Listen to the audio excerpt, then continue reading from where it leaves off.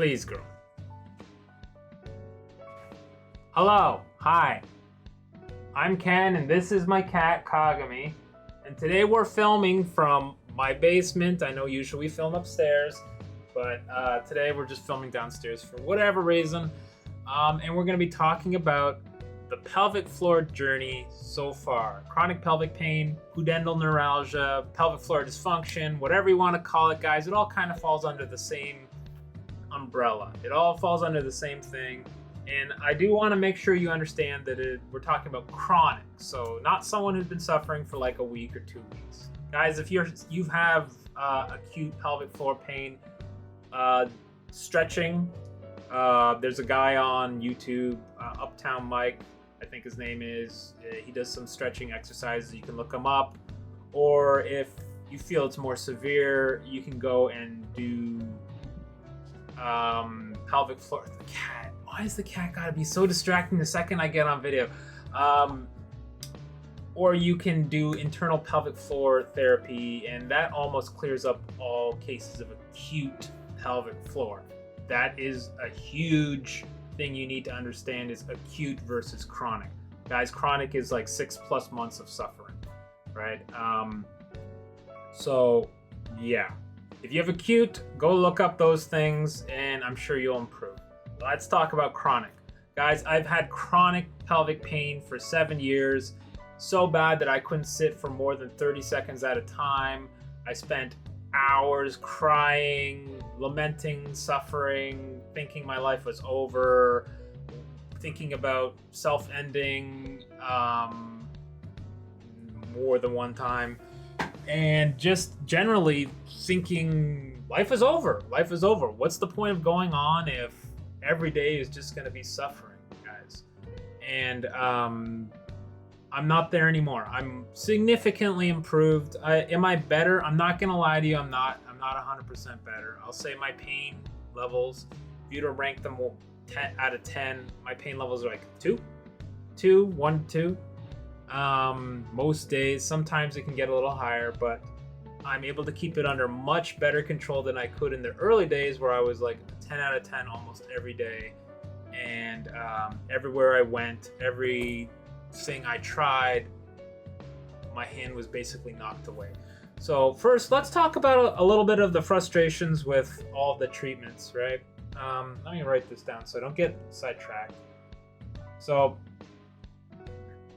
I tried pretty much every treatment there was for pelvic floor pain, and that includes LIS surgery. I had that. I had Botox injection into like the pelvic floor to relax the pelvic floor. I had 2 guided pudendal nerve blocks. I had internal pelvic floor therapy, exercising, stretching. I'm trying to think what else, but I tried every drug there was. I was on clonazepam. I was on Cymbalta, gabapentin, huge vats of gabapentin, right? Like huge amounts. And now I'm currently on none of those things except for 0.5 milligrams of clonazepam, which I'm still working on trying to bleed off that. That's the only thing I'm on currently. And I'm in better shape than when I was on all those drugs.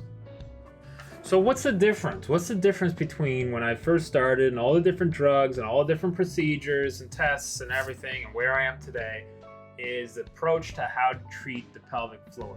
And guys, this is going to be a hard one to swallow because it even took me a long time to swallow, right?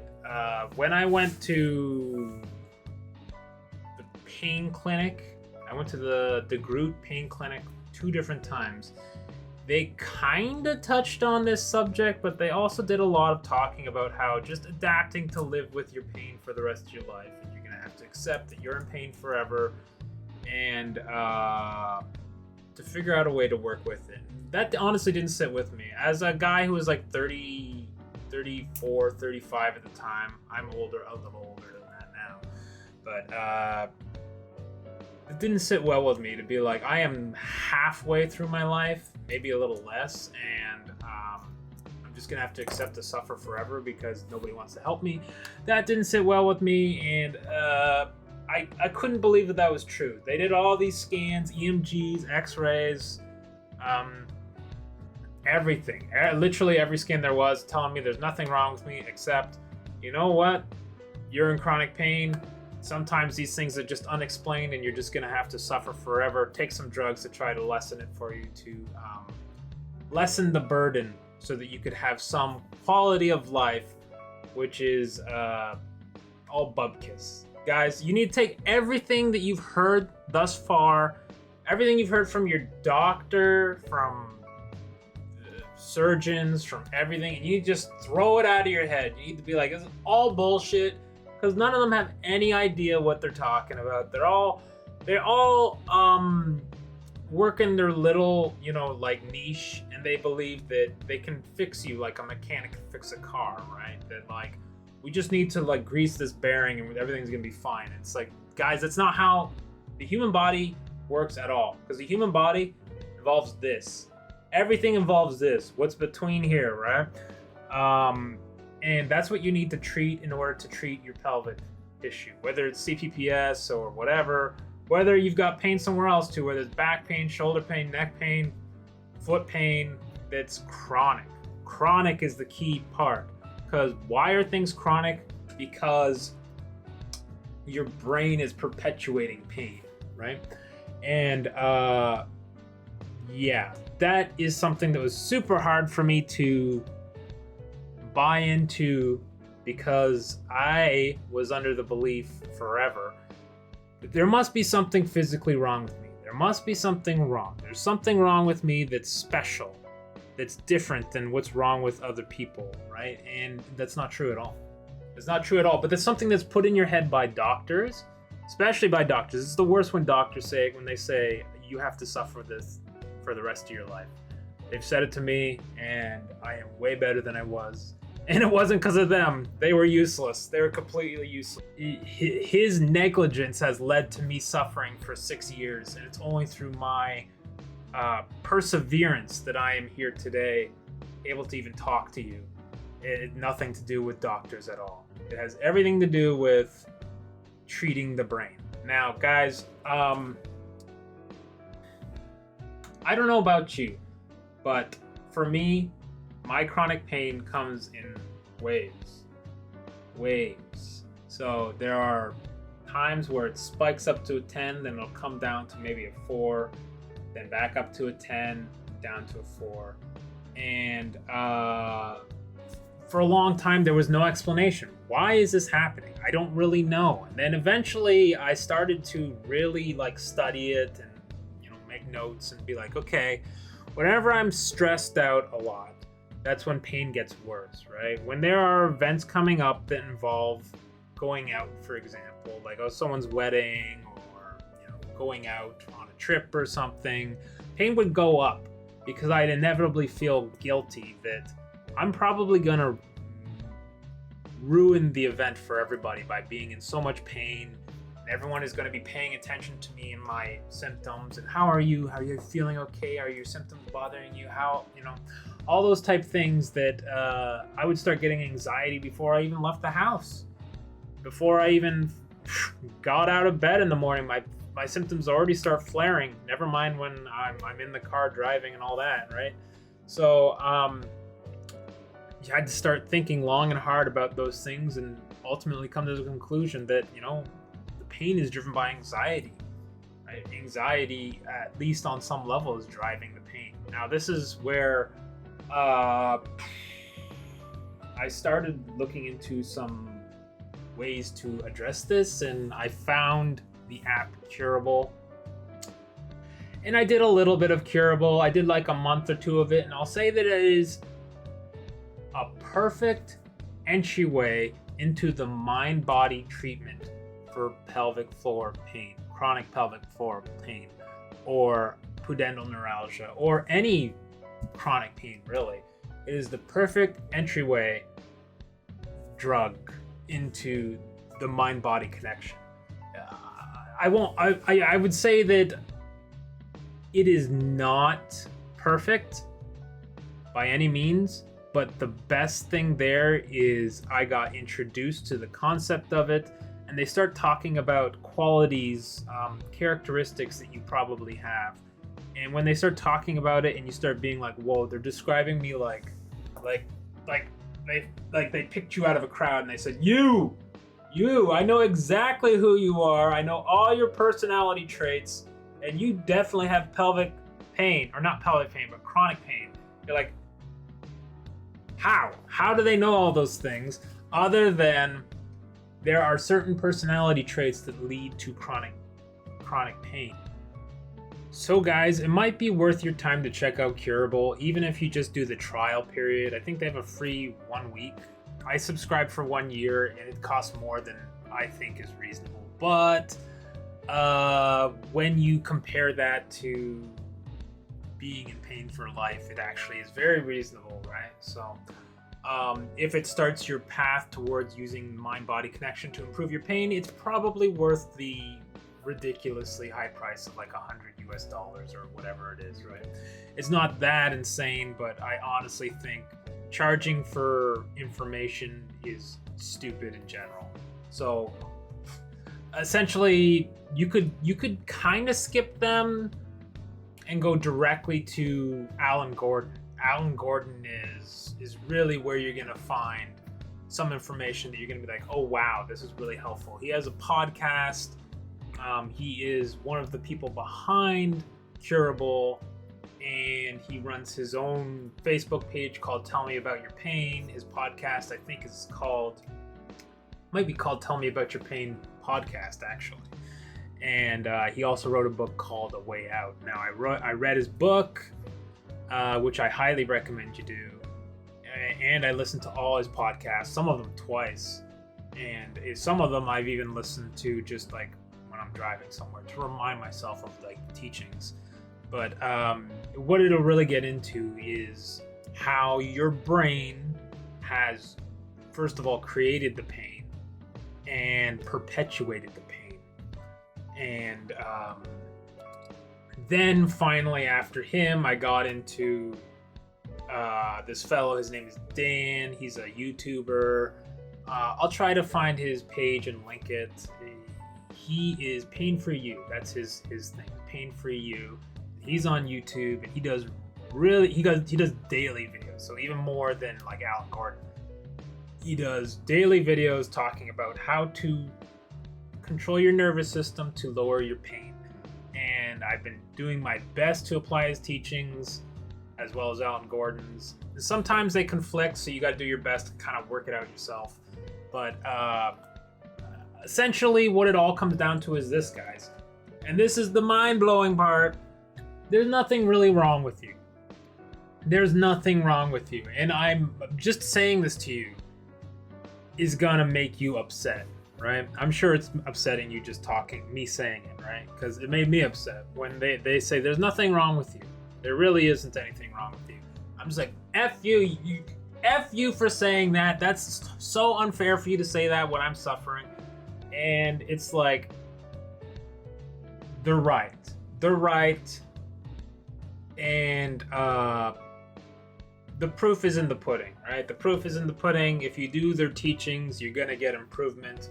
It all comes down to like, I'll explain my scenario, and maybe that'll give it some sense of why their teachings work. But essentially, it comes down to one thing: fear. Fear perpetuates pain. Fear is what causes chronic pain. When pain starts, fear of it continuing makes it chronic, and then pain fuels more fear. The fear fuels more pain, and it keeps going like an endless circle. Now, there's a lot of things that can happen in your life that make you more susceptible to fear. Were you abused as a child? Were you assaulted, or even sexually or physically or emotionally mistreated as a child or as an adult? Did you have a highly stressful work environment? Did you have were you bullied maybe, or any type of mental situation that's going to make you more vulnerable to essentially being hypersensitive to things and putting fear in your head about everything. Fear to the point, are you the type that's like you have a headache and you're like, oh my god, do I have a tumor, or stuff like that, right? Like these are the kind of the tells of like you've got fear, you got huge fear issues you might not even realize you have, and that the fear perpetuates pain, right? And I mean, we already spoke about how, you know, when you're in pain, you fear, you know, is this for life? Is this forever? And that is fear. That is fear, and that fear of is this forever is actually perpetuating the pain. Their teachings essentially talk about how your pain is essentially like a broken fire alarm that goes off when there's just like someone smoking a cigarette, right? Or someone cooking a meal and it's just the tiniest bit of smoke, but the fire alarm's going off like it's a 10 out of 10, but there is no fire. And that's your nervous system. Your nervous system's been worked up to the point that it feels these sensations wherever it is, whether it's in the pelvic floor or your back or wherever, that it believes it's in danger. It feels fear and gives you those sensations of you're in huge pain, even though there really is nothing physically wrong with you. And even people who do have physical things wrong with them, a lot of them don't actually have pain. Now, there was a study they did, it's called the Boulder Back Clinic study, where they went through and they like had, kind of scatterbrained here, but there was a study at the Boulder Back Pain Clinic where they brought in these guys who had chronic back pain, and then like another group that was like what do they call that, where they compare against like people who don't have pain, right? And what they found was like the people who were suffering with back pain, some of them had no issues in their back, some of them did have issues in their back, but then also the people who had no pain at all, many of them had issues in their back, but they were not experiencing pain at all, right? And that essentially these abnormalities in their back, whether they're slip disc or whatever, really didn't have that much impact on their pain. What did have an impact on their pain was the person's belief that they were in pain, right? That these things meant something. And eventually a term came up called a normal abnormality, which is, you know, you might have a slip disc or something like that, but that's normal. That's normal aging of the body. It's like for the external of your body, you know, people don't say you have failing skin because you start getting wrinkles as you get older, right? They just say you're aging, right? But the inside of your body, as it ages, it deteriorates as well, right? It's not just your skin, it's everywhere inside too, right? And like a slip disc and stuff like that is just, it's normal abnormalities with getting older, and that it doesn't necessarily mean there's anything actually wrong, that you should be in as much pain as you are. So I'm kind of getting on a weird tangent, but essentially what it comes down to is pain is perpetuated by fear. And the people who believe that there was something actually wrong with their back, right, who were told, hey, you know, you have a slip disc, they were like, oh my god, my back is in so much pain. But meanwhile, there were other people who had slip discs as well, some who were significantly worse, didn't have any pain at all because they didn't buy into it. Now there was another study they did, I think it was in Germany or Belgium maybe, where they simulated car accidents. Okay, it was one of those countries over there where they simulated, so over there in Europe, they don't really have people who have whiplash. That's what it was whiplash. And they you know, in North America, whiplash from car accidents is very common. But over in Europe, not so common. Very, very, very uncommon, in fact. and they intentionally did these experiments where they would, in a controlled environment, induce people into getting whiplash by, making them believe they got into a car accident. Yeah, they would get in these cars and then like slam. They would make the person believe that a car had crashed into the back of the car they were in. They were not allowed to know what was going on. But essentially they were sitting in a car, another vehicle come and smash into it, and then they'd be like, how are you next? Are you feeling whiplash or whatever? Right? And people would be like, oh yeah, I do have whiplash, right? And then later it's revealed, well, there actually was no other car. There was no other car that smashed into it. We took a wine bottle that was empty and just smashed it against the back of the car. And these people felt, they smashed the bottle and they had like a little hydraulic thing that like moved the car like this, right? And really it's no more than like if you hit a bump in the road. But because of the implications and the, like, do you feel like your neck hurts? And it's like, oh, you know what? Yeah, my neck does hurt, right? And it's like the idea was put in their head. And then it became chronic. And then even some of these people, even though it was a fake accident and nothing actually happened, their pain continued for like months. Some of them they got better after they heard that, oh, it was a ruse, guys, it was a ruse. But then others, it continued and their pain became chronic. And it's like, how is that possible? Except for it's here, right? Your brain starts believing, I am in pain, I am in danger, and it perpetuates. So sorry about that weird tangent. Let me just tell my story. So to tell you my story is to understand that I have a huge amount of fear that goes in this noggin all the time, right? And it's been placed there by many experiences, probably like yourself, right? As a kid, my parents divorced at a young age, lots of yelling and screaming in the house. I remember being put on the porch many times as there was yelling and fighting in the house. Then my mom remarried and I ended up with an abusive stepfather that literally assaulted me and put me in the hospital, attacked and hit me, swore at me, one time drove over my foot with a vehicle, put a lot of fear in my head as like a 5-year-old, right? That's a lot for a 5-year-old to handle.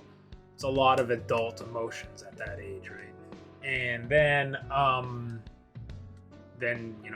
regular school stuff like being bullied or whatever else goes on in the school world, and sports and all that, not being the best and being yelled at from the stands about trying harder, and all these things put fear in your head as a little kid, right? And then you get older and then you start dating and feeling inferior. In my case, my now wife, her parents were very disapproving of me because they were super old school Italians and believed that their daughter should only marry another Italian, which is the dumbest shit I ever heard.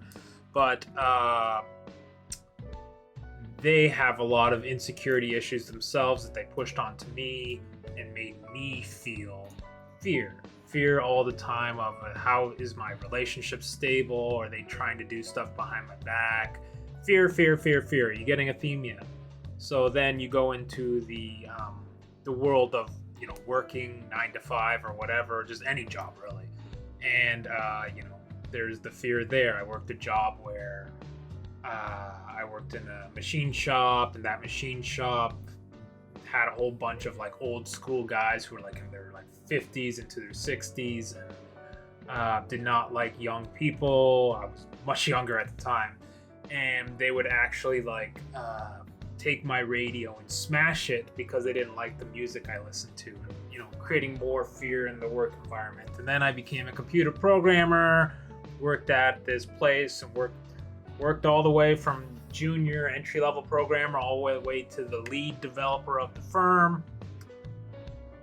Went from making like minimum wage to what I would say is a comfortable living. I could buy a sports car and all that type of stuff, and it all kind of fell apart, right? Because I got to a point where all of the stressors of life built up. Now, on top of all of those fear things, I also had other things going on in my life. Like I had my whole life battling with irritable bowel syndrome or constipation and all that type stuff.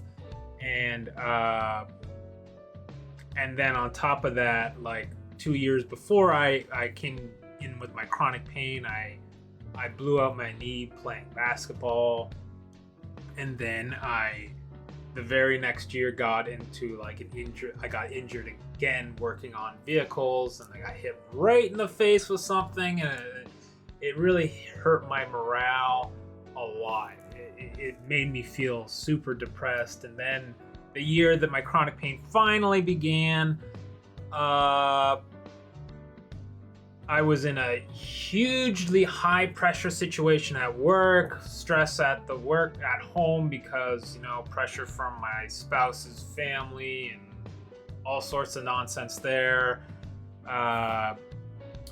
And then at the workplace, we were doing like this huge transition to doing mobile apps instead of websites. And there was huge pressure on me as the lead developer to make sure that we were going the right direction.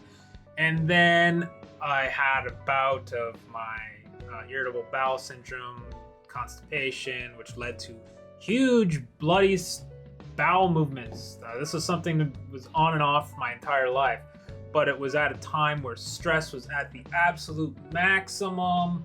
Stress was through the flipping roof, guys. It was so high.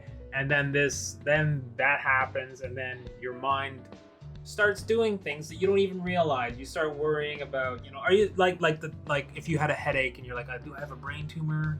Like that type of stuff. So I seriously was like in a place in my life where I was like, all I do is work and then get, treated poorly when I'm not working. And then now I'm bleeding, leaving blood in the toilet every day. And, am I just dying? Am I dying at like 33 years old or 32 even? And that all is in here, right? That's all fear perpetuating all of that. And that was, for me, at least, what started my chronic pain. All of these things, all of this fear all of this stress and anxiety, which is rooted in fear, latched onto the physical ailment of, the bloody stool movements and stuff. And it's just like, okay, this is our thing. Now, guys, you probably know that if you don't deal with emotional, stressful things, that it becomes physical. And so that is ultimately what has happened here, is I have a physical manifestation of my emotional stress, anxiety, frustrations turned into a physical thing, because all of those emotions latched onto the physical ailment I already had.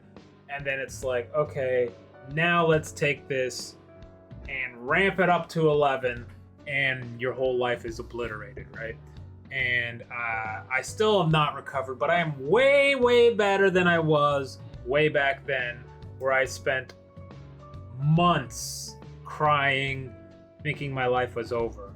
So guys, that is kind of intense to tell you all that, to be honest with you. I have to hold it in a little.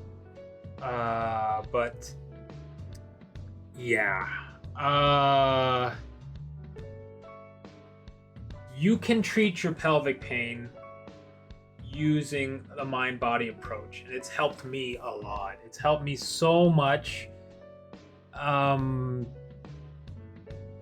I've been able to come off basically all the medication I was on.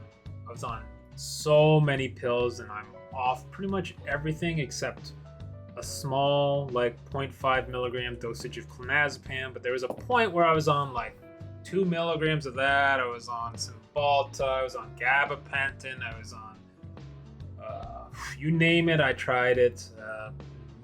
Medicinal marijuana, CBD, all that stuff. None of that did anything. The only thing that did anything was treating the mind. And guys, when you make the realization that your pain is kind of in sync with your mood and your stress levels, and remember, stress is rooted in fear. Same with anxiety, anger. All of those emotions are rooted in fear, right? Anger is like fear of loss of control. So it's like, Fear perpetuates pain. Pain perpetuates fear. And you have to break the cycle. Now, I really recommend you go and you listen to Alan Gordon or Dan over on Pain for You. Give them a listen. Give it a legitimate try for several months, and you'll see real improvements. Stop listening to your doctors. Stop latching on to the idea that you're broken and you're some special type of broken that can't be treated, right? That's not true. That's just some BS put out by lazy doctors who don't want to help. They just want their paycheck and they want to go home. And that is not helping you. What's going to help you is finding other people that want to help, right? And like I said, Alan Gordon, Dan at Pain for You, those are people that will help you legitimately and not really ask anything in return, right?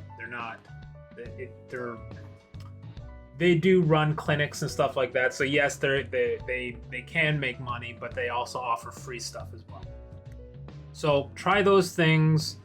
It's helped me a lot and cost me basically nothing at all, compared to the thousands of dollars of therapy, pelvic floor therapy, to be clear, probably in the $5,000 range.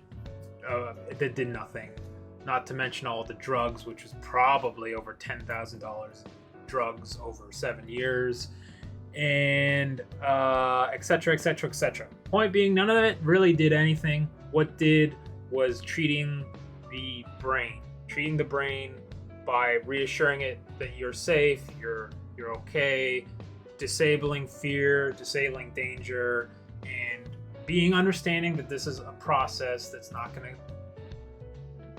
show results in one day. Please realize that to get results, it's like exercise, right?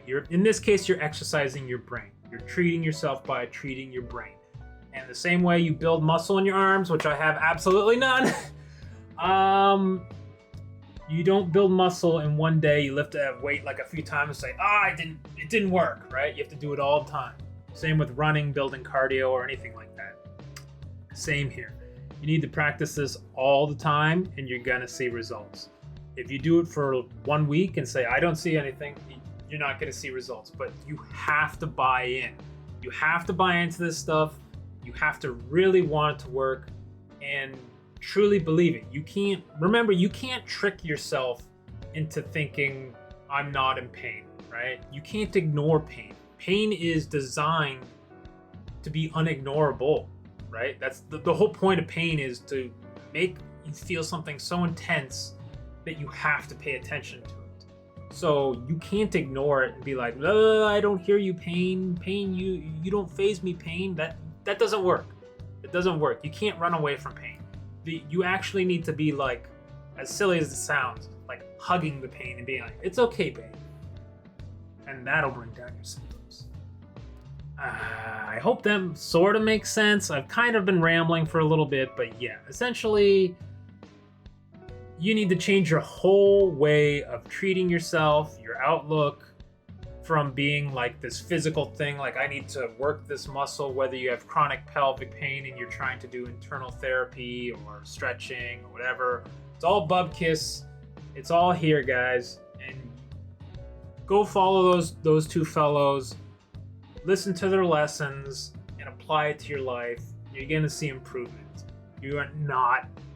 I promise you, you are not going to get improvement through just doing some like legs up the wall yoga poses or whatever. I did it for like 5 years, okay? Daily running, daily stretching, daily walks.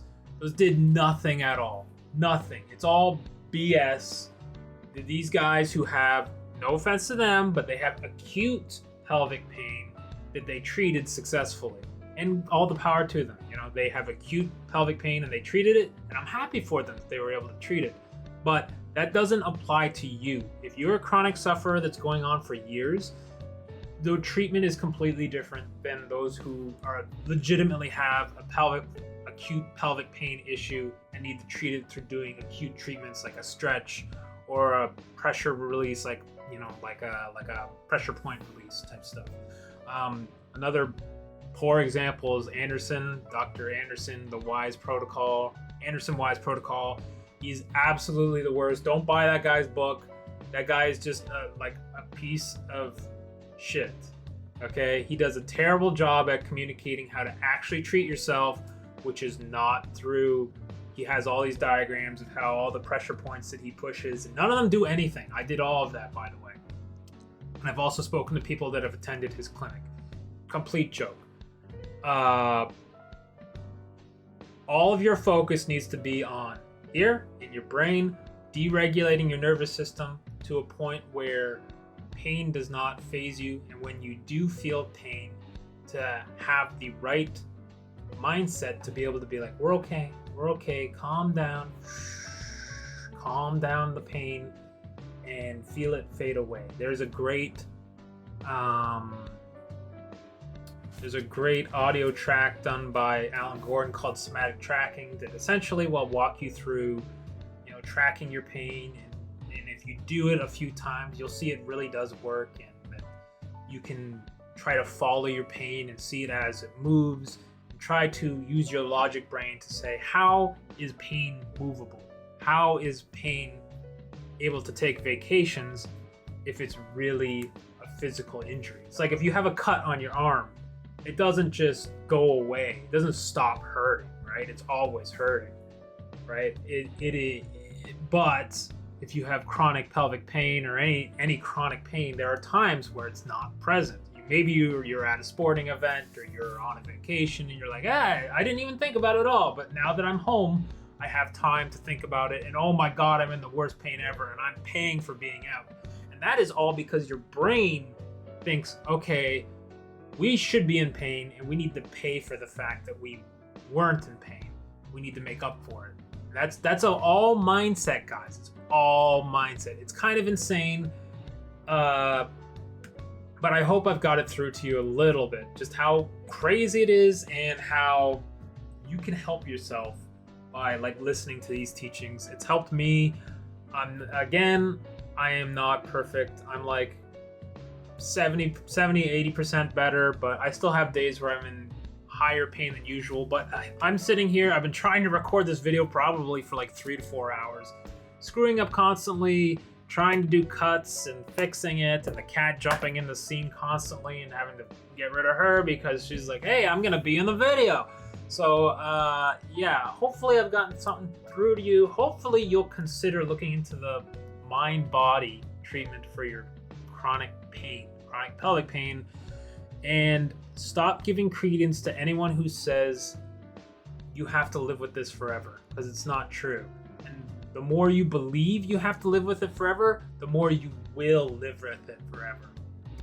Guys, it's no different than if you want to be successful in the life, you have to believe that you're going to be successful in life. It's 101 type stuff, right? Mindset is everything. And if you think you're going to be, if you think your life's over, then it is. And you need to start with that. You need to change the way you're viewing life. And then the real tricky part is to maintain it, to keep doing that, and to not, as soon as you feel improvements, fall backwards into your old habits of being life sucks. It's no. Don't try to go back to the way your life was, because that's what led you to be in chronic pain. You need to aim for a different future where things are different than they were before you entered chronic pain. Anyways, guys, I think I've rambled on long enough. I hope this helps in some way. I know I didn't really give any lessons, but I gave you my experience. Hopefully you can take that. Go to these places like Pain For You or Alan Gordon's, what was his podcast called again? I can't remember. Look him up, Alan Gordon and Dan from Pain For You. They're both excellent, especially Dan does daily content, and it'll help you. So check it out, all right? Hope we can do more content that is not pain related, okay? If you want to follow my other content out there, not pain related, I do content with my wife over on another channel called Dorkalicious. You can follow me there. Otherwise, thanks guys for watching, and we'll catch you in the next one, okay?